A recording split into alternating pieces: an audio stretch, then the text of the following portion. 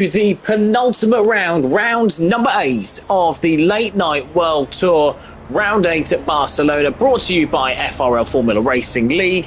I'm Jack Prentice, and it is a pleasure to be here once again. We've got a really exciting race coming up as 17 of Formula Racing League's finest drivers race not only for themselves, but for the pride of a nation. Yes, that's right, there's two things that the drivers are competing for in the late night session. You can see there the drivers will have not only their names but also the name of the nation that they're competing for, and only one driver, only the lead driver, will score points for that nation and be able to carry the challenge forward. There's also the individual championship, which is likely to be settled for Eresh, who has won 6 races already with 3 drop scores. So the German there will be taking the individual crown and also likely to take the team crown for Team Germany with fewer drop scores, but 6 race wins out of 7, you have to say, is a formidable achievement. We're going to go through the driver championship for the moment as the team's championship comes in with Luke Prentice, for example, now only 20 points behind Eresh, although he cannot win the championship because of the drop scores. So Luke Prentice there is in second. He is for Team New Zealand. We're just going to go to him now, racing a white and black. That is the New Zealand football team does play as the all white, so that is legal within the representative or within the rules and regulations for the paint scheme there. He leads Marcelin Brustulli of Team Canada, still out there, the Canadian who's been a bit down on his luck, I think it's fair to say. Brustulli 4 points behind Luke Prentice, and level on points with Josh Clayton. Josh Clayton driving for Team Mozambique, although he is unavailable tonight, I do believe. I'm not seeing him anywhere out there. You can see Team Portugal actually first and second. That'll do wonders their team championship if they can lock that out. So Josh Clayton in 4th, but unable to score for Mozambique tonight, with that place taken by Trevor Mendes. So Adam Sharp is in 5th for Team England. He is on 150 points. He's only a point off of 3rd place, and he is in Honda, looking very quick, although it will be difficult to see how the Honda, well, it remains to be seen, how the Honda handles as we go into qualifying. So qualifying is a 10-minute session. All the drivers can get out there, set as many lap times as they want. Andrew Tulloch, meanwhile, for Team Scotland, will be doing just that in a moment. And he is in 6th position, 3 points off of Sharp, 4 points off of 3rd place, with Rafael Aruda so quick there, quickest in practice, or second quickest in practice behind Fernando Ferreira, his Portuguese teammate. He is in 7th, ahead of Paul Vidler, who will not be racing, and Trevor Mendes in 9th. Serafino Gabino for Team Italy is in 10th, although he's unavailable tonight, with Gareth Harvey for Team Wales at 11th, Fernando Ferreira in 12th, Christian Keller in 13th, the regular in the championship, unable to score points for Hungary tonight, with Chris Gebman, Maximilian Basler, Gordon Brown, Jeffrey Defarge and Ritu Serra and Jack Barnett make up the top 19, ahead of Darren Mark Davies for Team Wales, with Andrew Eden, Jamie Christie, Darren Townsend, Joachim Vereth, Giovanni Babazza, Lee Colbitz and Jamie McReynolds, all unable to score. So we've got 17 drivers. It's a bit of a personal grid tonight, small and mighty. We're going to ride on board with Marcelin Brustulli, as you see there in the Porsche. Now, the Porsche can be very quick. There's plenty of traction zones here for the Porsche to get its teeth into and indeed get its car out of. So that should be advantageous for the rear engine car, although it can be a little bit capricious as the race goes on. And the fuel load, which is in the front of this car, goes down. So how qualifying works, it is a very simple qualifying session, similar to what you see in Formula 1, so not like the Taco Tuesdays, which is a little bit longer, but not like the Sunday Sprint, which is one-shot qualifying. It's going to be as many laps as you need to do, so you're saying probably about 6 laps, I would imagine, for the qualifying session around Barcelona. Well, it's 1 minute 45 laps, so it should be 5 or 6 laps as Brustulli gets us underway, getting up to about 170 miles an hour, maybe not in the Porsche, slightly shorter than that, braking just before the 100-metre barrier, about 80 miles an hour. Try and clip the apex of the curve, should hook you in for the first corner, leaves him out of position because he misses that for turn number 2, then going around the Shell Oils curve, turn number 3, long. You have to make sure that the front left is looked after throughout the race before a short, sharp burst to Repsol. late on the brakes because it is such a long and late apex. Try and keep the car to the right-hand side because you don't want to let it run too wide as you get on the marbles and get off circuit. Now braking into the downhill turn 5, about 70 miles an hour on a good day through there. We'll let the car run. Then you've got the non-event turn 6 before TV3 turn 7. Downhill and then immediately uphill, so that can lead to a little bit of oversteer. Runs slightly wide, but I think he should be fine over the curves. Short, sharp blast to turn 9 at camps. So try and clip the apex. The curve should again hook you in about 90 miles an hour before you let the car go to about 145 miles an hour and complete the second sector. This is old Formula 1 layout, so it's tight to braking zone, and you can get the car in a straight line before a short, sharp turn as opposed to a longer curve that you have nowadays. Before then, turn 12 at the right-hander. That's the La Caixa bank. Fire the car out. Another short, sharp burst before this Mickey Mouse section. I'm so glad they got rid of this in Formula 1, but it's a sharp right-hander downhill, so lots of understeer. And avoid those massive curves. You want to make sure that you don't hit the sleeping policeman. Run the car out wide. Don't want to go too far over there as you'll be in trouble with track limits. I think Marklin Bristol is fine. And what we're going to see for a first gambit, 1 minute 44.8. The track's getting better, but that is a good opening gambit. Now we've got 333. Luke Prentice beats that by 1/10 for Team New Zealand in the inverted livery, as we discovered a little bit earlier on. Car 179 is Christian Keller, who is racing tonight.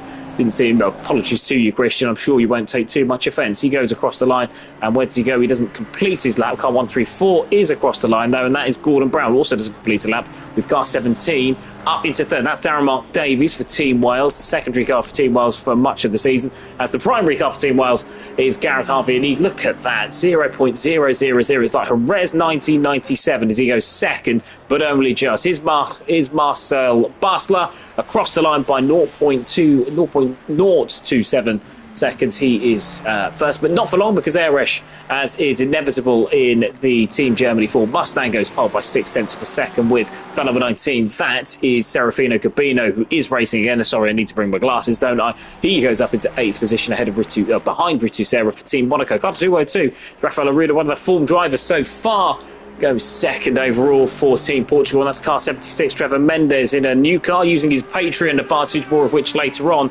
Across the line in 11th for Team Mozambique. Car 65 is Andrew Tulloch, and he is across the line, but he's only starting a lap as car 37. That is Adam Sharp, 1.2 seconds off in the rather capricious Honda, getting a banker lap on the board, I think it's fair to say. Car 1X7 is Jeffrey DeFars, who has won the Super Sprint Simnet Sunday Championship. Runs slightly wide there of the AM Championship on Countback, I do believe, but well deserved it was for DeFars. Now Bruce Tully across the line, can't find an improvement. Can Luke Prentice for Team New Zealand? He can, and he finds 4/10 of a second, one place, a quarter of the second off the pace as Bruce Tully goes across the line for third position. Took a little while to update there. Here's Gabino now. No, here's Keller.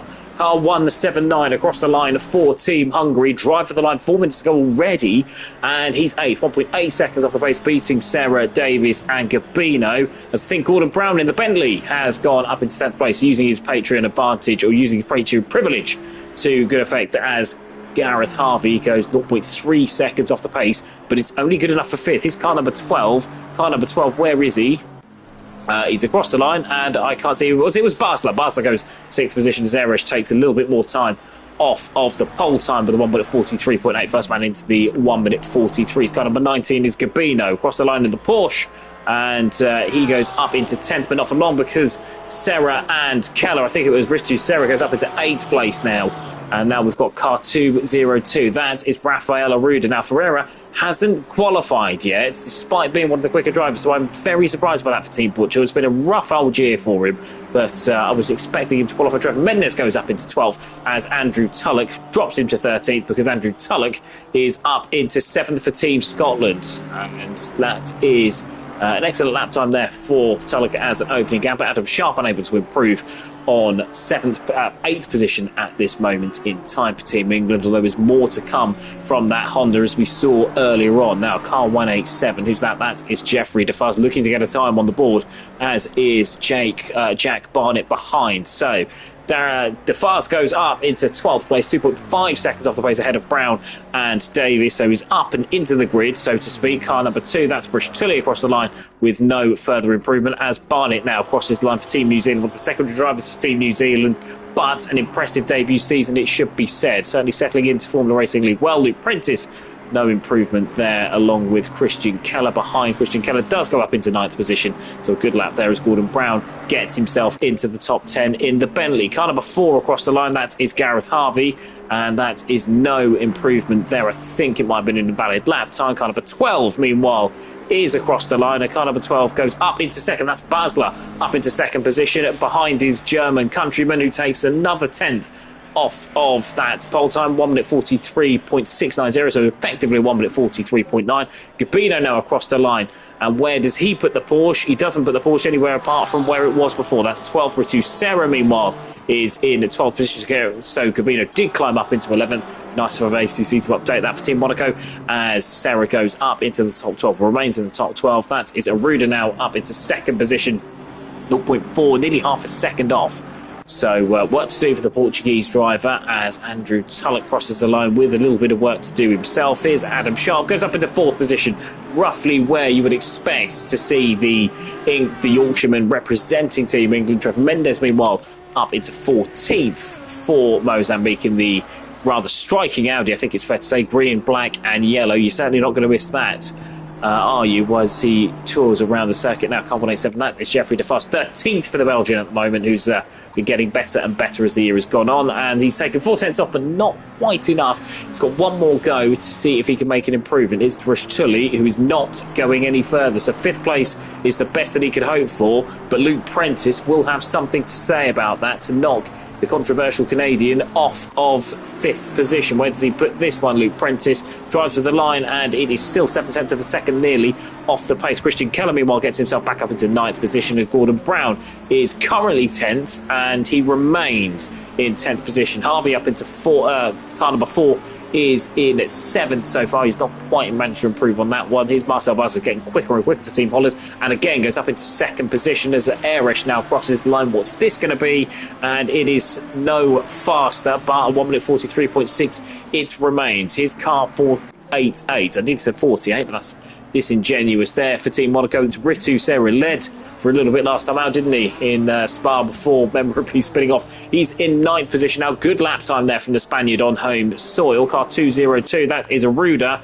Where's this going to put him? He's going to be the first to see the checkered flag, and it's 3rd at his liberty. He's going to get another go, though, so there's more hope for Team Portugal at the moment. Andrew Tulloch, meanwhile, 8th for the moment, drives to the line. Where does Team Scotland go? He goes up into 3rd position. Excellent lap time there from Tulloch, but he's immediately deposed by Adam Sharp, who goes up into 2nd. Trevor Mendes breaks into the top 10. More action than you can shake a stick at. Nearly got that badly wrong. More action than you can shake a stick at in the last few moments of qualifying, with car number 13 next across the line. That is Jack Barnett. Barnett now for New Zealand has to get a lap in, so he's going to be at a bit of a disadvantage here because he's not had a bank lap as he comes to finish qualifying. Launches over the curb, all looks neat and tidy. Luke Prentice not neat and tidy behind. He'll be starting 7th at best, getting all crossed up. The white and black Aston Martin, he'll be starting in 7th, but we're focusing on the other Team New Zealand car. Crosses the line, and it is no time, so no further improvement. Kind of before is Gareth Harvey. He's off and into the weeds. It's car 179. Christian Keller will start 11th at best. He's coming into the pits now. So where are we? It's car 12, isn't it? And it's Marcel Basler ahead of Eresh. So these are the two that are going to make the running, aren't they? And it's 3rd position there for Basler as Eresh comes into the pit lane. So it's 488. It's all on you, Ritu Serra. Now, he had 4 seconds to go. I think Aruda's packed up. He's in 5th position. I don't think he's going to make it. Here is Ritu Serra, though. He's got half a second to find, and he won't find it. He comes into the pits, and that is all she wrote. So, a breathless qualifying, I think it's fair to say, for the penultimate late night World Tour, which does give me at least a little bit of time to talk to you about our patrons. I mentioned earlier the Patreon privilege, and what a privilege it is, because you pay about £4 a month for access to all the servers earlier. We've just had a load of sign-ups come out in terms of your Thursday nights, so we've got Thursday night late nights starting again back in January. We've got Taco Tuesday starting back again in January, and we've got the SimNet Sunday Sprint, which I'll be commentating on, thanks to the platform set by Greg Wood from before, and we wish him all the best in his break from commentary. But you will get access to all three of those championships earlier than everybody else. You also get access to your own personal server, so you can practice in a Patreon-only server, which will help with race preparation, should you wish, and you will get access to your own. You can pick your own number, so you can pick that and you will have priority over anybody else who picks that. So you can sign up as the last of the last thing, and if you're a patron, you will be guaranteed entry into a championship, and you will be able to pick your number ahead of anybody who has not paid for that particular privilege. So top from that as well, Chris Gedman will do many things for you, but the most important thing he will do is create a picture on Discord for you to take. You can get your own personalised race card with Chris Gedman on Discord, and that is worth, and that's more than any money can buy, to be honest with you. So I do apologise, Chris, if you do get an influx of anything coming through from this particular race, but I promise you it was all worth it. So we've got the grid now trying to set itself. It's taking an awful long time. It is probably just ACC things, to be honest with you, but it's taking a little while to sort itself out, and it's a rather familiar look to the front row with Eresh on pole for Team Germany ahead of Adam Sharp for Team England. They're joined in third position by Marcel Basler, with Andrew Tulloch on row 2. In fourth position, row 3, Rafael Aruda and Marco Brustulli. Brustulli should be looking to make a couple of positions up in that Porsche for Team Canada, with how good off the line that car is. It is row 4 for Luke Prentice, 7th on the grid for the Aston Martin. Didn't quite look settled, did he, for Team New Zealand? Gareth Harvey is in 8th in the other Aston Martin for Team Wales, with Richard Serra in 9th for Team Monaco, ahead of Trevor Mendes, using that Patreon privilege I mentioned earlier on to change into an Audi for Team Mozambique. Christian Keller is 11th, ahead of Gordon Brown, another man to change his car for Team Italy into the Bentley or Boatley, depending on your persuasion. 2.1 seconds off. It's not a Bentley circuit, but it's got a gorgeous noise, hasn't it? He starts in 12th from row number 6. 13th is Serafino Gavinia in the other Team Italy car, so watch out for a bit of team riding further back, ahead of Jeffrey DeFast, the new AM champion on the SimNet Sunday Sprint Series, which concluded on Sunday. And Darren Mark Davis starts in 15th, ahead of the non-qualified Fernando Ferreira. Jack Barnett failing to set a valid lap time in 17th. We'll take a quick break whilst the server sorts itself out.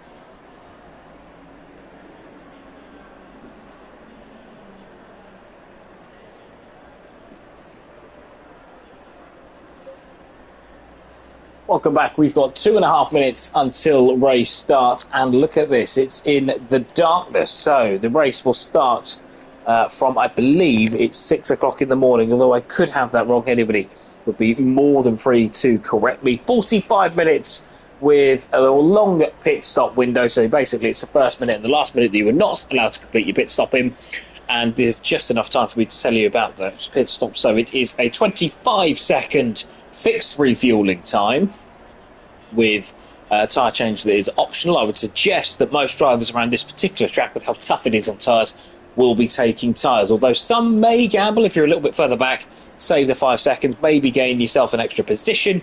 Should you do that, then you'll be able to hopefully hold people up. That's thinking there. And as long as you make that pit stop within the middle 43 minutes of a 45-minute race, then everything will be legal. So we've got just a quick recap of the grid before the driver sets off.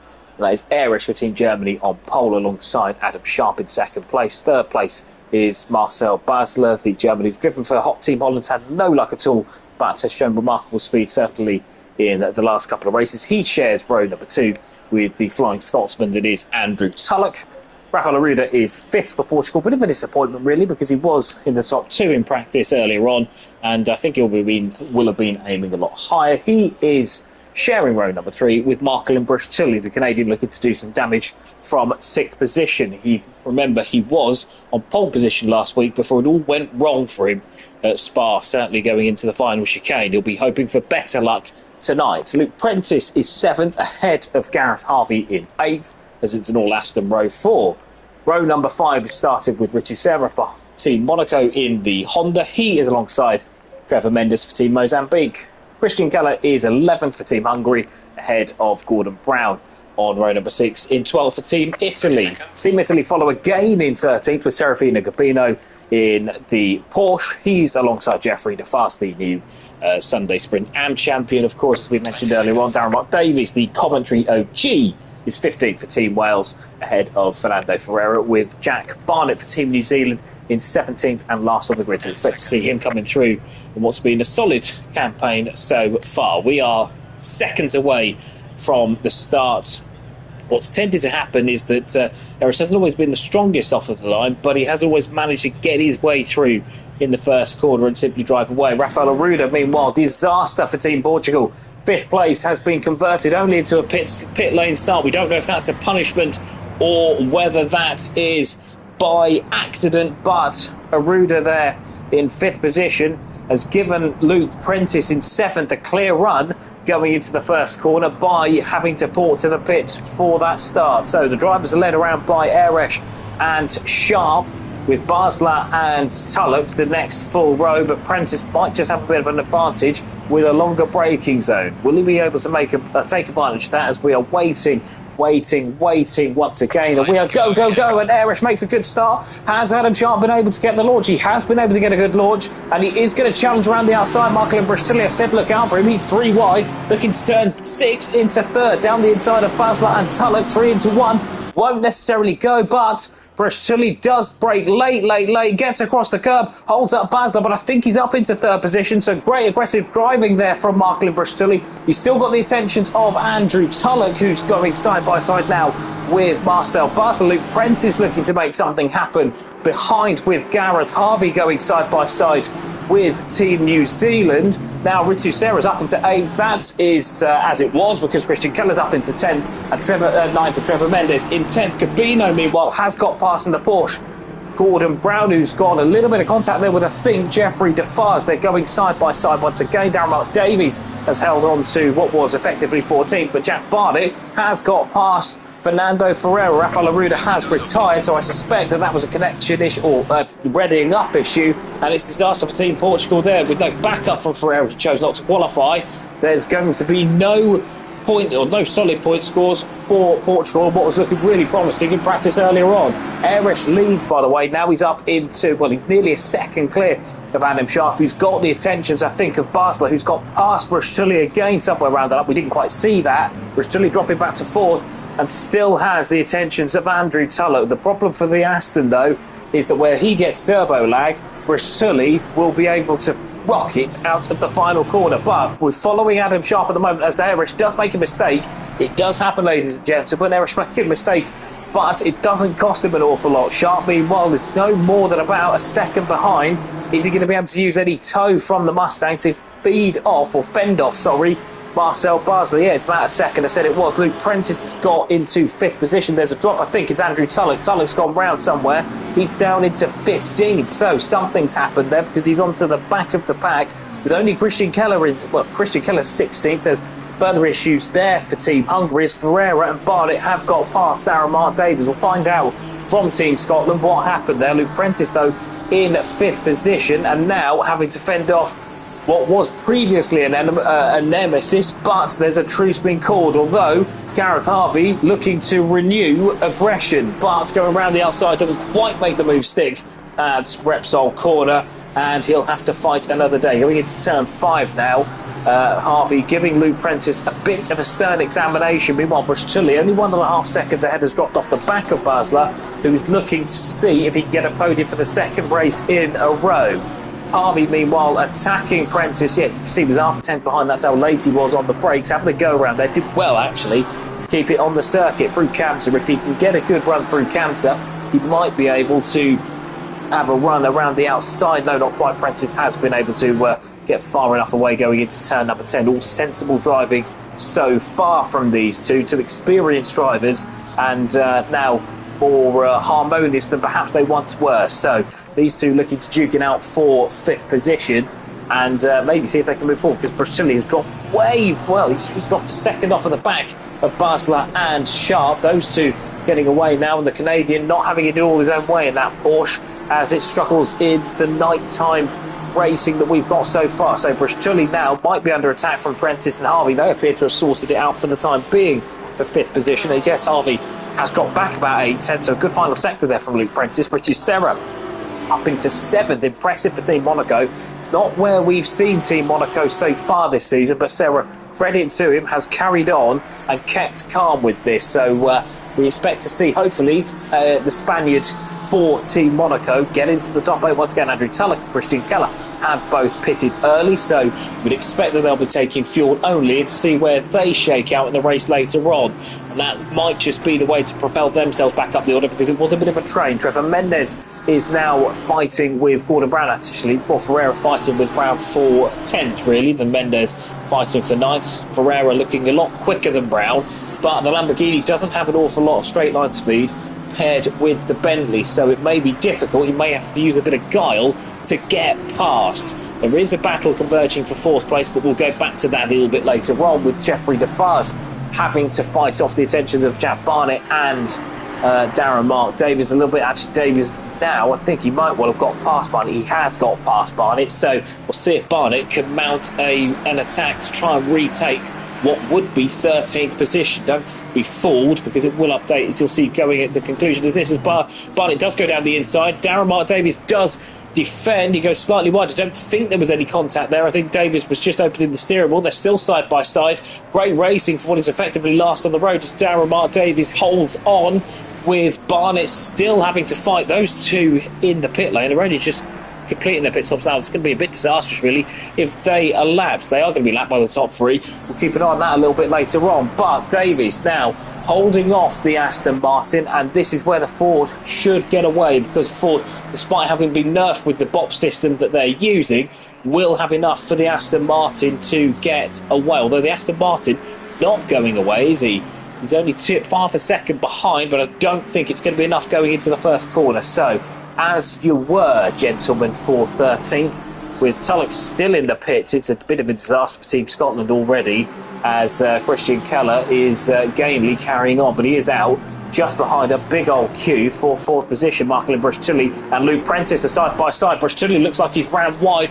Prentice gets a better exit out of turn 4, covers off the Canadian. The Canadian now covering off Harvey, and they're still side by side, because I think Prentice has run slightly longer the brakes. He has run slightly longer the brakes. The Porsche doesn't need a second invitation to get back up into 4th. This could be quite the squabble, as Brustulli now going through turn 8, still under attack, going into Canter now. It's going to be all about the setup here for the Aston Martin, because the Porsche not much of a traction zone, so the Porsche doesn't have the usual advantage that you would expect. Now Brustulli goes to the inside, Prentice takes the outside, trying to see if he can outfox him. Brustulli goes wide, way wide. It's Belgium all over again, and that's 1-2 positions dropped as he rejoins. Is that safe rejoin? The rejoin count just about approves as he tugs in behind Gareth Harvey, and Luke Prentice up into 4th position, but he's got a mountain to climb to get after the League 3, with Eresh not having dropped Sharp and Basler. So that's a turn up for the books, because those 3 normally, it must be said, yes, 2 purple lap times are being traded there by Eresh and by Sharp. Those Eresh normally has a gap of about 3 or 4 seconds by now, but the German not checking out as Adam Sharp there fights for 2nd place. It's a bit of a comfortable fight at the moment, as Basler 0.9 seconds back, nearly a full second back. So Basler there in 3rd position, consolidating what was a podium from last week as well at Spa. So we'll be hoping for better things. He's not had an awful lot of luck besides that. but he's showing that when he gets it together, he can be a real threat in this championship. Luke Prentice, meanwhile, still got the attentions of Gareth Harvey behind as Bruce drops back further and further and further. It's not quite first tonight as it was, but he'll be disappointed all the same, given that those two cars that were ahead started behind him on the grid. So Bruce now, what can he do?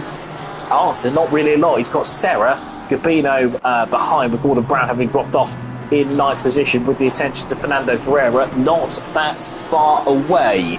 So it's Harvey now, I think, is the battle with Luke Prentice. They're separated by, well, you can see they're not separated by a lot, are they? Probably about a car, 2 car lengths, I would suggest, at maximum. Just dipping out to see if he can get a bit of a better line into the corner, but no such mistakes made from Prentice. Certainly doesn't go barrelling off the circuit as Bruce did previously, so all those drivers survived. Now it's going to be about whether these two Aston Martins can thrive.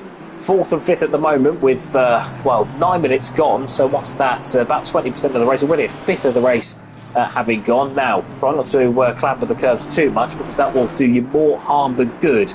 Harvey gets a good exit, but not a stunning one in comparison to the Aston ahead. I think it's going to be that these two will be following the leader for quite a bit. Harvey does have a bit of guile, and he'll probably have to use that coming out of turn 3, maybe into turn 4, I would suggest. It looks like Andrew Tulloch's race for Team Scotland is over, so that's the drop score kicking in for the Flying Scotsman, and it was a bit of a disastrous race, really, having dropped back to the back on lap number 1. We'll certainly see what happened there. We'll certainly see if we can get a bit of a report from Andrew Tulloch, but for the moment, that's Aston going no further, with Christian Keller now having dropped almost a lap behind everybody he's racing. He's only got Davis, I believe, DeFast, and Davis is just coming to the pit lane, isn't he? So he's had a whoopsie somewhere. Yeah, you can see he's been off and into the weeds with that bumper looking more than a little bit crumpled. Just don't think that passed the crash test. Now, at Barnett, 1.7 seconds off the back of Fast. So it's DeFast and Barnett are the only 2 cars that Keller's ahead, so we'll have to see normally consistent, dependable Hungarian has hit strife somewhere. Meanwhile, Gareth Harvey, 0.3 of a second back. He looks a bit closer than he did this time last lap, hasn't he? Prentice does go to the sort of the middle, really. Don't want to get too far on the inside because it's such a tight corner, you'll just sail past it. Prentice kind of beats the corner through there. He's kind of sort of making himself the corner to stymie the progress of Gareth Harvey. Harvey there was 0.2 of a second behind, had a good run, and didn't really fancy an inside run. I can't say I blame him. He's just seen a Porsche drive well off the circuit going to the inside. They missed the first apex, but sets himself up for the second apex quite well. Bruce now, having regrouped, is starting to get onto the back of these, I suspect, because these two are focusing largely upon themselves. And why wouldn't you? When you're 4th and 5th, you're not going to worry about 6th, are you? Because, well, when you're this close together, Prentice does seem to have the edge in the final sector, where it is a little bit follow the leader, as Harvey is... Prentice has just gone wide. I said he had the edge into the third sector, but not in the first sector. He's gone well wide, and now they're going to go side by side. Now Harvey has all the cards here. He's going round the outside, but he might be able to get a better exit and dip to the inside. Prentice very much on the defensive, keeps to the inside. Harvey's going to have another run around the outside, and it's the same result, although he doesn't go quite as wide. Prentice trying to show him the marbles. These two still side by side as they crisscross going into turn number 5. Harvey now around the outside, tries to lead on the Aston Martin. All fair there, no contact reported. And these two still going as Bruce now looks a little bit more involved in the Porsche, doesn't he? But Harvey now having to attack and defend, doing a good job. He's put Prentice under heaps of pressure, and he's keeping out of the clutches of that pesky Porsche behind. Turn number 9 we go through now. This is going to be pretty crucial. Is he going to be able to get that run down there? The straight's not quite big enough, is it? So he's going to have to force Prentice into another mistake. Prentice not famed for his mistakes, it must be said, but he's he's resisted the urge to brake too late there, and he's got himself gathered back up. It's a bit like a duck or a swan, isn't it? On the surface it's all looking good, but I think inside the car and beneath all of that, it might have been a little bit more panicked for a lap. But Prentice there doing a good job as Bruce now launches it down the inside. Does he? No, not quite there. It did look like the Canadian looked a little bit leery, but all clean there. But it does provide a bit of a distraction for Harvey. Harvey now has the trimmed out Porsche for company down the straight, and now what was possible fourth could be possible sixth. Now he gets to the inside. Bruschulli staying in the slipstream. Now he ducks out last minute, goes to the curb. Round the outside we go. I don't think he's going to get a lot of sympathy there from Harvey. Doesn't get a lot of sympathy. Harvey leaves him room, but only enough, and the Porsche unable to capitalise on that. These three have dropped 10 seconds behind what is now a fascinating battle for second place as well. Basler has caught the back of Sharp, and Sharp has dropped to the customary 3 or 4 seconds behind Eresh now, as Eresh starts to stretch his lead in the Mustang, as Adam Sharp now has certainly got to focus rearwards rather than frontwards. Basler now with the Ferrari. If he can add consistency, he'd be a real championship threat, I think, next season. But in showing what he can do, certainly the last couple of races so far. So half a second behind the Ferrari, not the quickest in the straight line, but then the Honda's not exactly a Bugatti Veyron itself either. Yeah, you can see there Luke Prentice has got about a second on Harvey. What a difference a lap makes, isn't it? He was looking so vulnerable only a couple of minutes ago, but now the focus for Harvey is rearwards, although Bruschulli again having problems because is half a second gone, isn't it, from his gap and his battle with Harvey. So we're going to look at Adam Sharp now.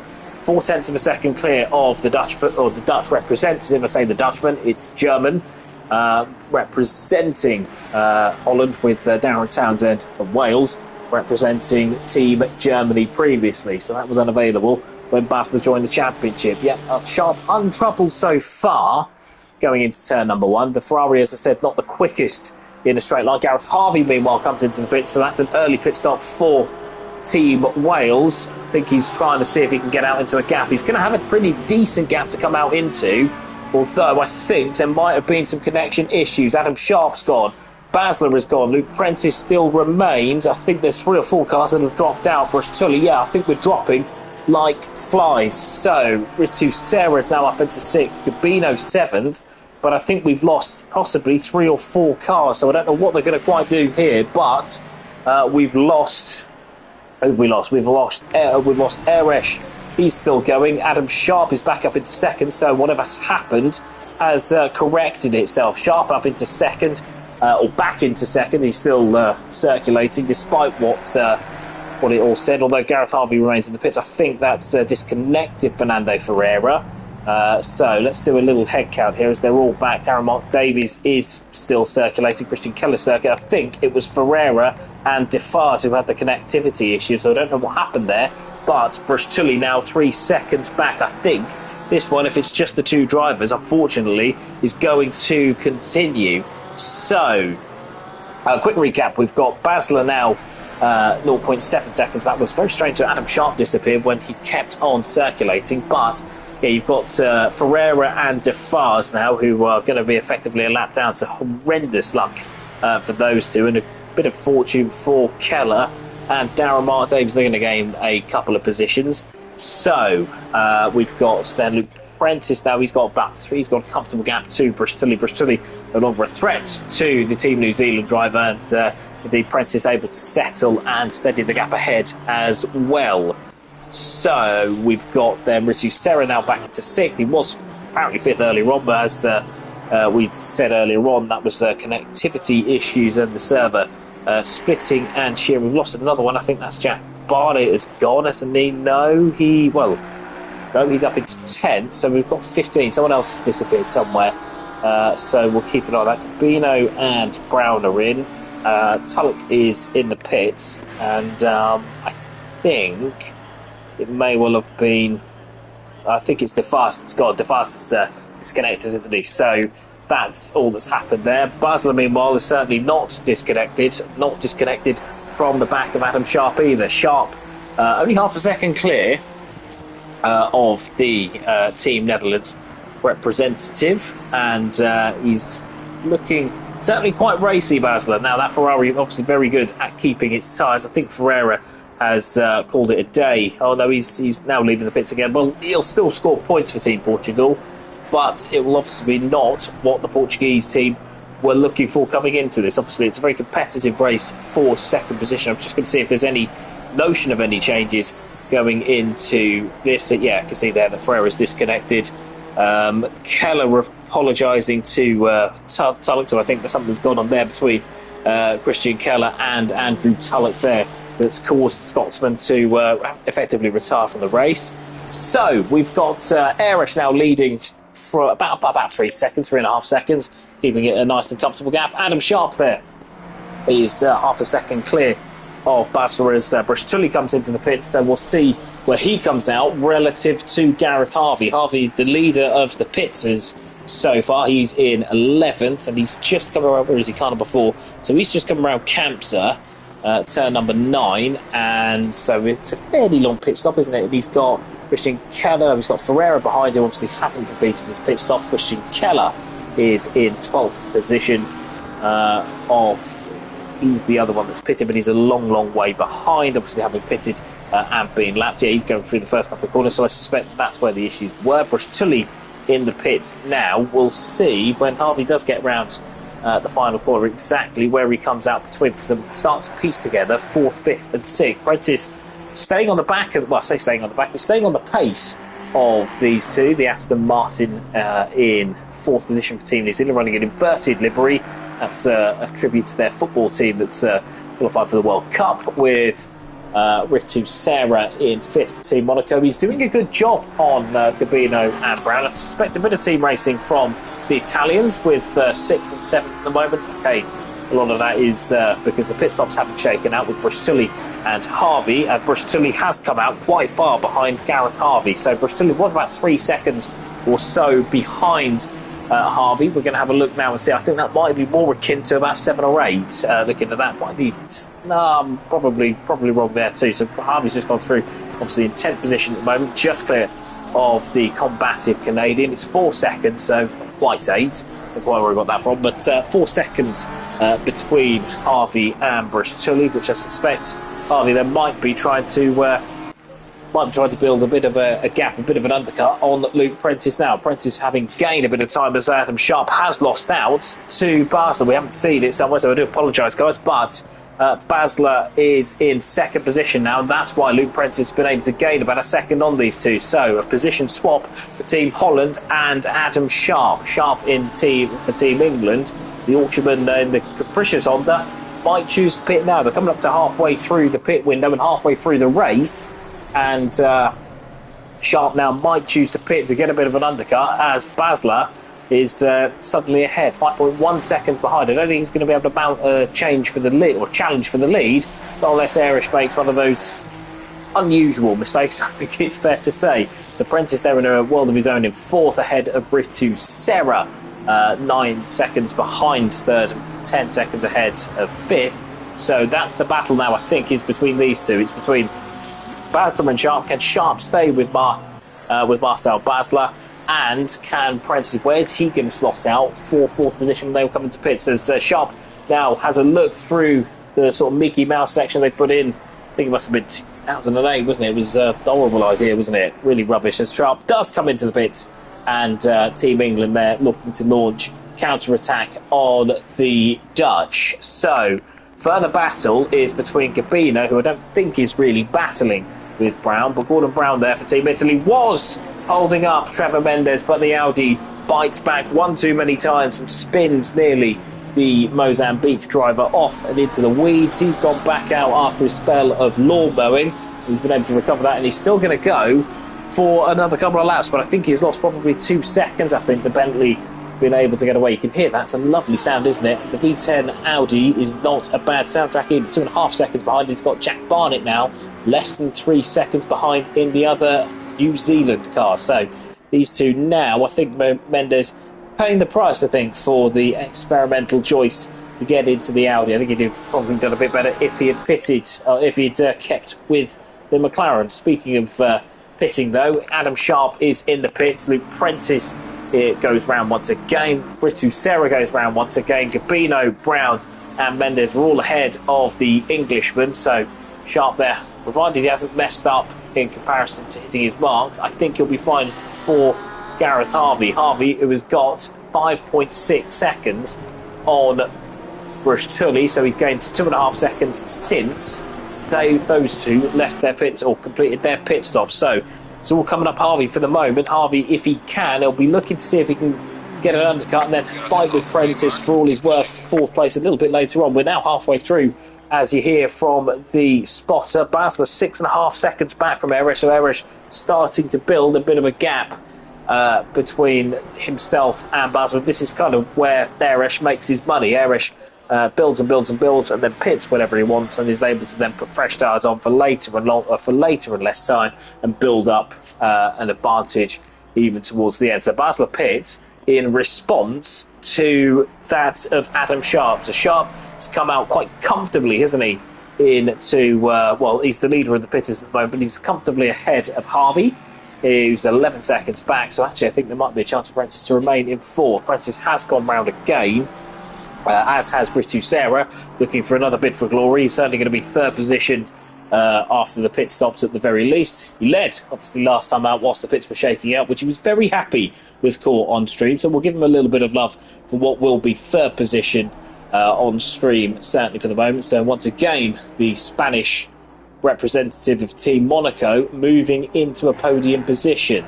He's 13.5 seconds off the back of Luke Prentice, which is not a bad effort at all. Half a minute off of the lead. Again, not a bad effort with Gordon Brown now only 4.5 seconds behind, having shaken off the attentions of Trevor Mendes. Cabino has come into the pits, so has Jack Barnett. And Basler has completed the stop, but has he completed it quickly enough? No, is the answer, because there is Adam Sharp passing the German-Holland representative, or the German-Netherlands representative, for what is a retaking of what will be second position, provided Erich doesn't have issues for his pit stop. Marcel Basler, the hard work that he put in to getting into second position, he's now going to have to re-put in and redouble the effort, I would suspect, to try and get past one of Formula Racing League's most experienced drivers. The Yorkshireman Adam Sharp is back up into second position. Well, net second position. It's sixth on the road at the moment, but it will be second once the pits shake out as Erish comes into the pits, so we'll keep an eye on that. So does Luke Prentice, does Ritu Sarah. Go on, stay out one more lap, have another glory run. He's got 4.5 seconds on Gordon Brown. He is going to have a glory run. So Ritu Sarah, what was previously a race lead in Spa, he's going to take the lead once again, Ritu Sarah. Yes, he hasn't pitted, I'm fully aware of that, but the Spaniard will be delighted once again to see his name up in lights and will be taking the lead. So we'll see. We'll stay with him until the leaderboard change or updates, especially as there's no one that close together. We're looking now as well at Luke Prentice and at Erish. Erish is just leaving the pits now, so I don't think there'll be any issues, although he's got a long way to go in that Ford Mustang down the pit, so I don't think it'll be as cut and dried as it was previously, although, yeah, he's just leaving the pits now as Adam Sharp goes around the final corner, so it should be fairly easy, but he's just getting up to speed, the German in the Ford Mustang, the white and black Ford Mustang with a couple of bits of gold trim that you can see there. I think it's all pretty comfortable, though Sharp, through his pit stop, has cycled through quite well, you'd have to say. Yes, he's probably lost a little bit more time to Erish, but who doesn't, quite frankly? Everybody loses time to Erish. It's Erish. Trevor Mendes is also another man into the pits. Luke Prentice, meanwhile, is in second position, so he's got back out ahead of Gareth Harvey. So it's been good for both Sharp and Prentice. They're certainly the big winners. He's gained a bit of time, I think, Prentice, on Harvey. I think it's a couple of seconds he's got. So not an awful lot, but enough given the fact that Harvey will have built up, well, will have tried to undercut. And Prentice, there's the Aston Martin, it's right back at Harvey, doesn't it? So difficult times for the Team Wales representative. Luke Prentice, meanwhile, in sixth position on the road. What will be fourth, I think, by the time the pit lane shakes out. Sorry about that, going up into replay options. We don't need replay options. We've got plenty of action on screen as Ritu Sarah and Gordon Brown, who I think are going to pit late and try and maybe shortcut things a little bit to perhaps try and gain themselves an extra position or so in the race. It's Gabino that they're racing with, and possibly Trevor Mendes, who's in a few issues. Mendes has jumped Gabino, so I do wonder if Gabino's had problems at some point, to paraphrase Jonathan Ledgard, as he's 5 seconds behind Trevor Mendes. Now, whether Mendes took tyres might be considered an unwise decision in the Audi, with that being a difficult car at the best of times. I don't know, but certainly Mendes has found a way to launch himself up into the top 10. Gordon Brown now starting to chip away, isn't he, at Ritu Serra. Serra now, what was 4.8 seconds as over the last lap or so, calmed down to 4 seconds exactly. So the Bentley started to come into its own. And reminder, wherever that car is, whatever tyres that car is on, it will be a very difficult beast to pass getting on to the final straight. So Brown here looking perhaps to get himself up onto what will potentially be probably about 7th. I think he's certainly got a chance of getting ahead of Mendes, although he might also have fancy a run at 8th, because Marcelin Brusciulli has gone from bad to worse since he came back out.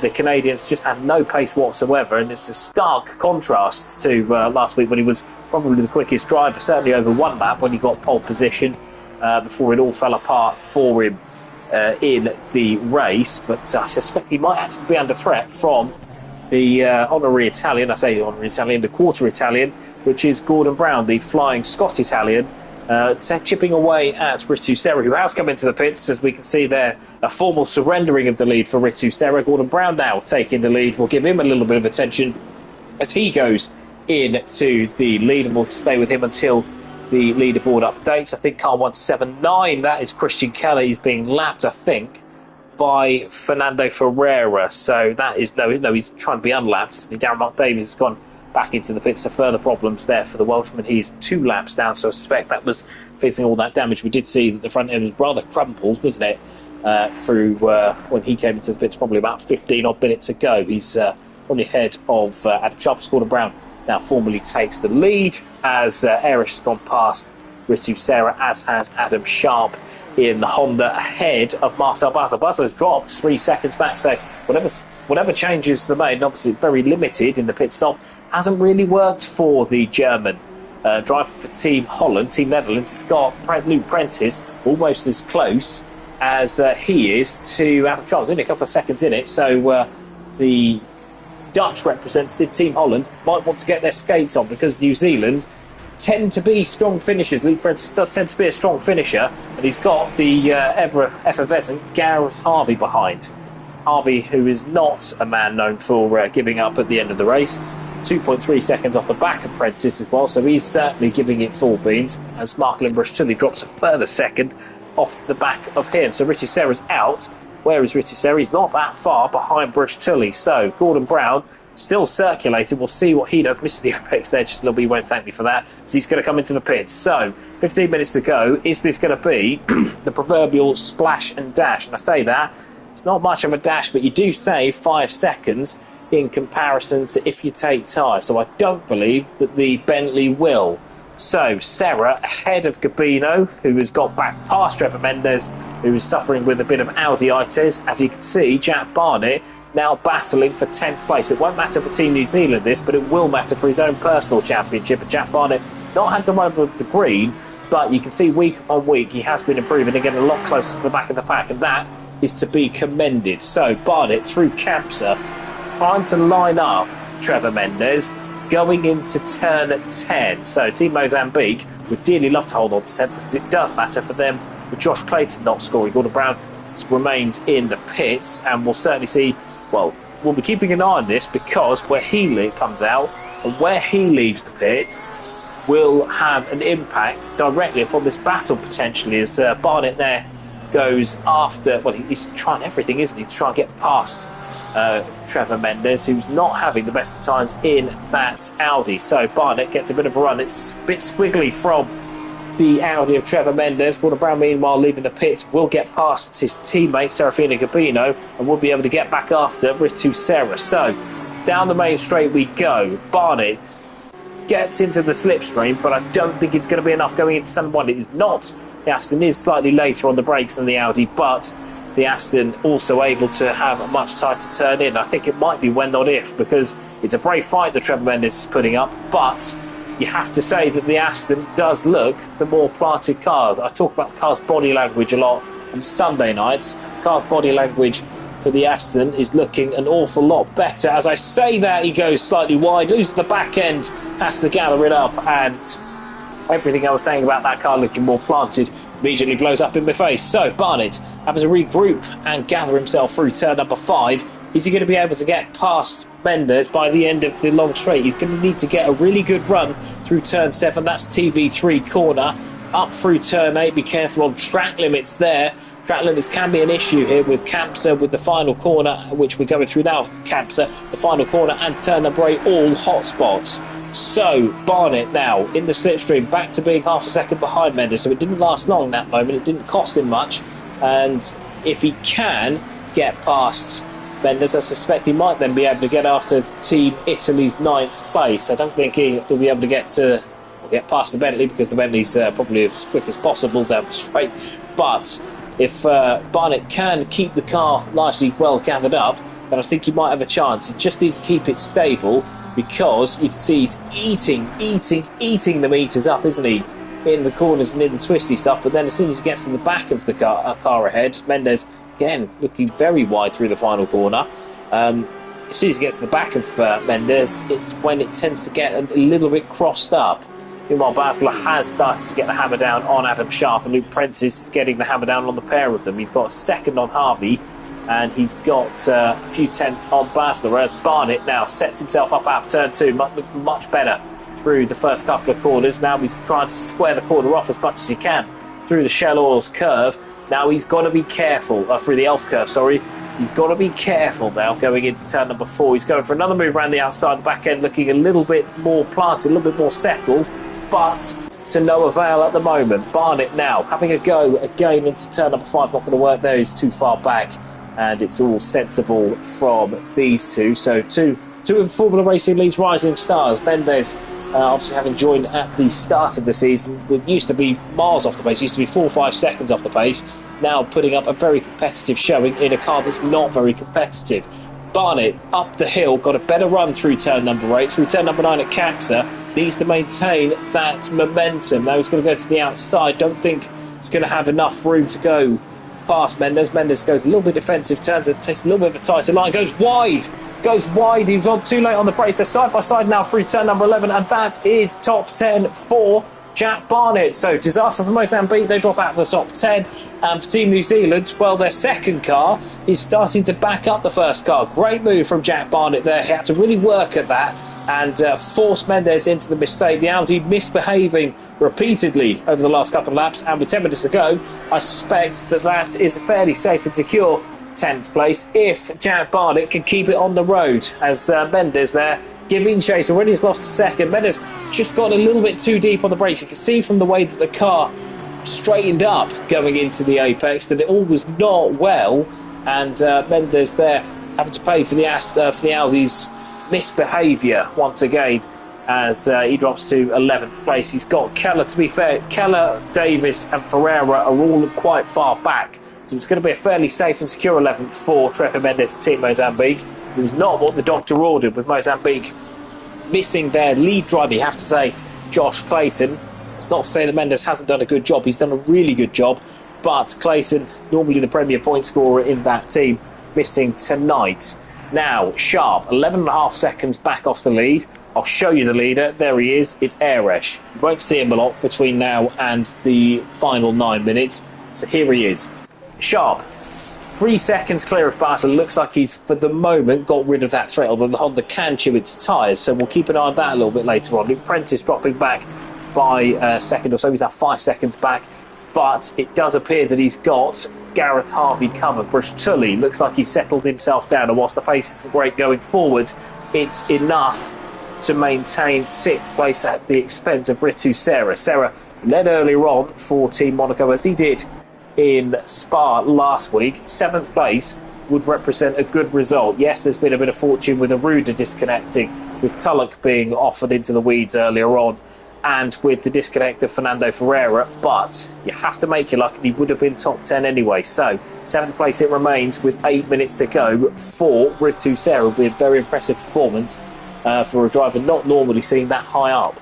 Water Brown, though, wants to do something about that. That gap has come down, and what was about 6 seconds is now 4 seconds. So will the Bentley be able to close in on the Honda? And if he does, you'd have to make him a strong favourite to certainly launch a challenge at the Honda. So that one's not done yet. 0.4 of a second gone. Gabino providing plenty of backup for Team Italy in ninth. So if anything does go wrong with Gordon Brown, they're still going to finish in a strong position with any lead driver. So Gabino in the Porsche, they're doing a good job as well. It's not been said really, it's not been mentioned, but Gabino, having struggled a bit at times this season, this is one of his more competitive and consistent drives. You can see that he's under pad just from the way that the car is handling, and you have to say that with that rather severe limitation, you have to say that he's doing a good job to remain this competitive. I'm going to stay with Gordon Brown just for the moment, because what was 3.5 seconds is now still, well, 3.7 seconds. He's gained about a tenth on the, well, he's lost about a tenth to the car ahead, but the Bentley gets its work done in sector one. So we'll see if he can hang on through the tight twisty bit, with the Honda not always the best behaved. So we'll see if the Bentley can hang on through the tight twisty bit, and we'll see if we've got ourselves a race, because I think battle for fourth has settled down. So the gap is coming down. I said it was covered. Gap's coming down for second, isn't it? So yeah, perhaps 7 tenths gone in the last lap. Honda and Honda started to misbehave there too, with Gordon Brown now, what was still 3.7 seconds, so it's still a net gain. That's 3 tenths. He needs a little bit more to be worrying the Spaniard ahead. Driving for Team Monaco, the Spaniard, but a Spaniard he remains. So we'll see now going through the first corner. The Bentley normally monstrous down the straight. The Honda not the quickest in the straight line, but the Bentley gets its work done there, as I said earlier on. Keeps it nice and steady through turn number 3. That's Elf going into the Repsol Oars hairpin. So where is Brown going to be? And has he gained that time? Yeah, he has. He's gained half a second. We'll come back to that later on then, because we've got potentially a battle for second. I say that, it's 2.3 seconds with 5 minutes to go, but Basler has been catching the Honda at a fair rate of knots over the previous lap. So we'll see if the Dutch team can get what will be a second successive second place. Sharp, who was running high up last week before the Honda bit him one too many times in Spa, will be aware of that fact, and has been aware of that fact painfully so throughout most of this season. But the Honda remains in second place, and a good performance it is too from the Yorkshireman. But we're looking at the German driver for Team Holland, 2.4 seconds. So looks like it's been stabilised by the Wakey wonder that is Adam Sharp, the Wakefield wonder himself, going through turn number 2. We'll see if that's stabilised still, as we've got 5 minutes to go. Looking to see if we might have a battle. Gordon Brown, 2.6 seconds off the back of Sarah, so that gap continuing to come down. We'll go back to that a little bit later on. The Honda doesn't look particularly uncomfortable, does it? 2.4 seconds again to Basler. I wonder if Basler might have spent some of that grip in going after the Team England car. But what would still be a really good result from Marcel Basler if it's second or if it's third. And underlining what might have been, as we've got 3 minutes left for the pit window. Everybody's completed their stops, with Tulloch having retired earlier on. So we'll just take you through. So Erich leads. He is likely to go on and win this, barring any shenanigans. He's ahead of Adam Sharp, with Marcel Basler in third position with 4 minutes to go.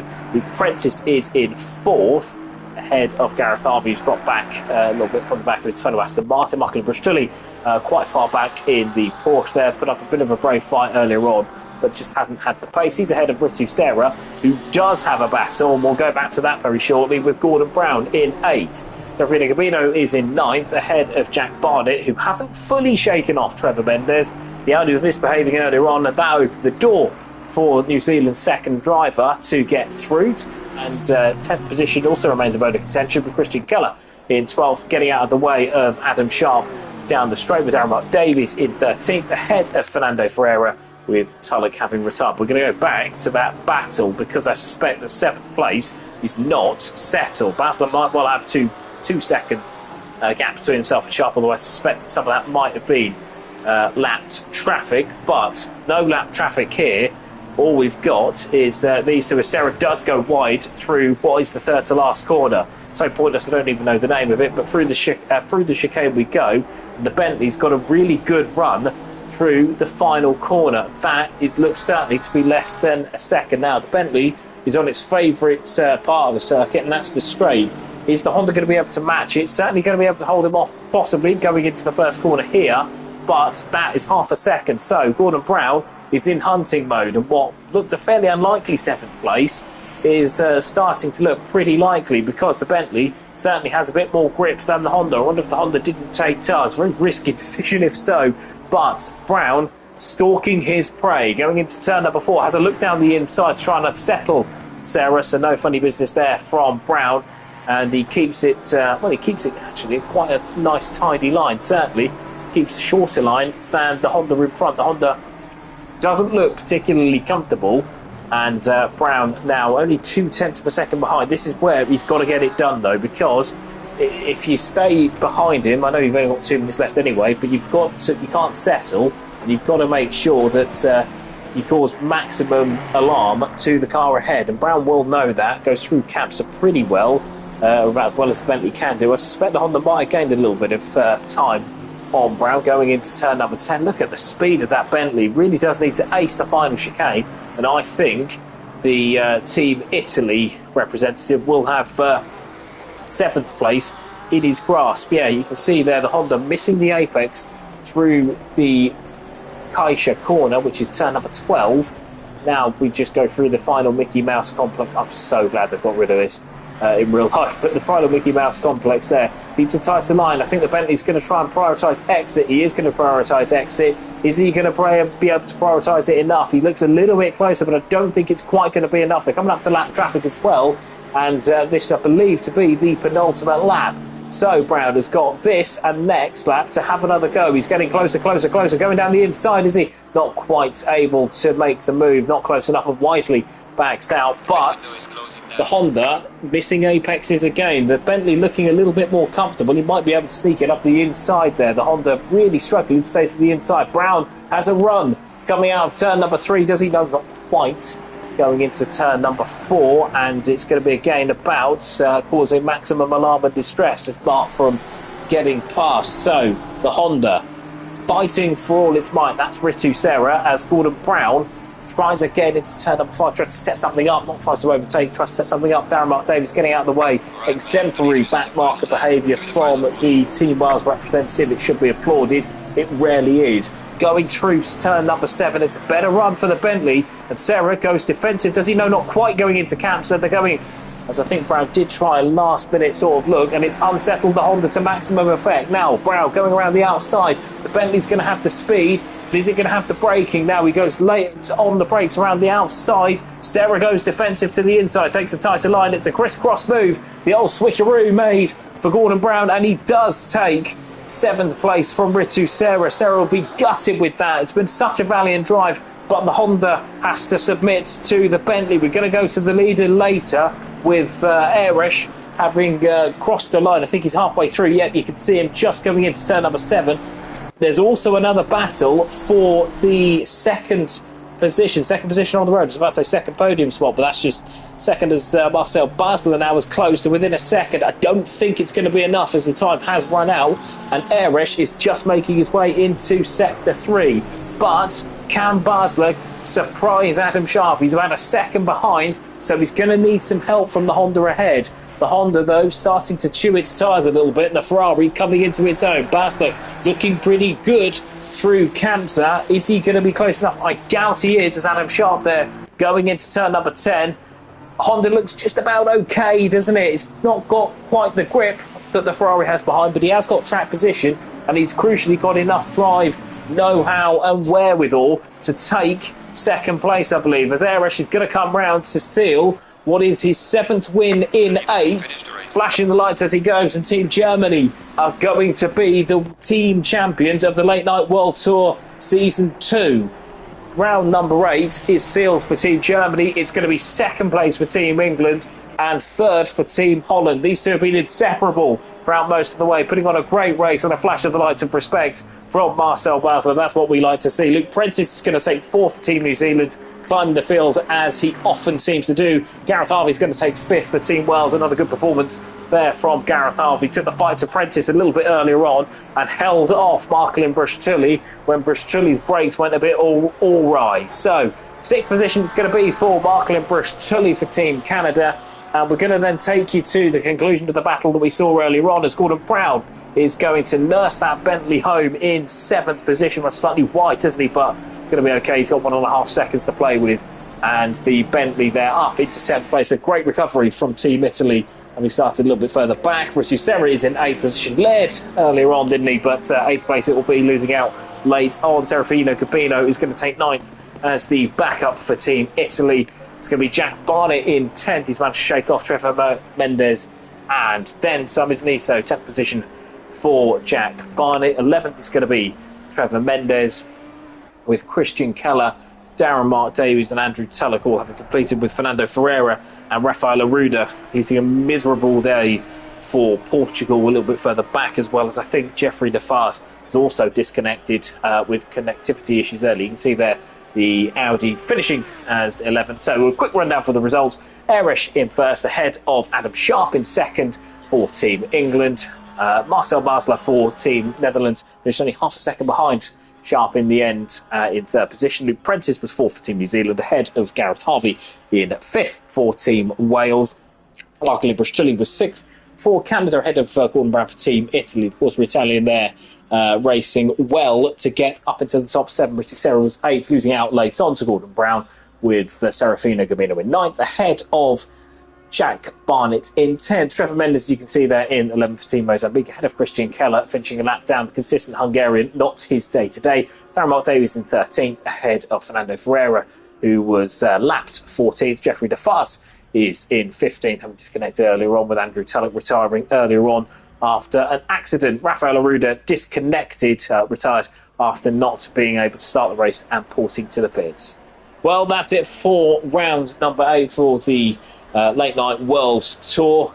We'll see you again for next week for the final official round of the Formula Racing League 2025 year. We've also got a couple of things before I do leave you in terms of an endurance race, an 8-hour endurance race that's coming up in, I think, on December the 21st. You've still got time to get your teams submitted for that on SimGrid, as well as a lot of, I think there's a couple of late nights, not late night, there's a couple of off-season things, including the M2 Cup, the GT2, GT4 multi-class at Bathurst, the M2 Cup at Alton Park, and a new Dornington, which is a dusk to morning race at Donington Park, 100 miles there for GT3. So certainly all things to be looking out for in the new year. Well, I've been Jack Prentice. Thank you so much for joining me, and I will see you again next week for the final round, officially, of 2025. See you then. Goodbye.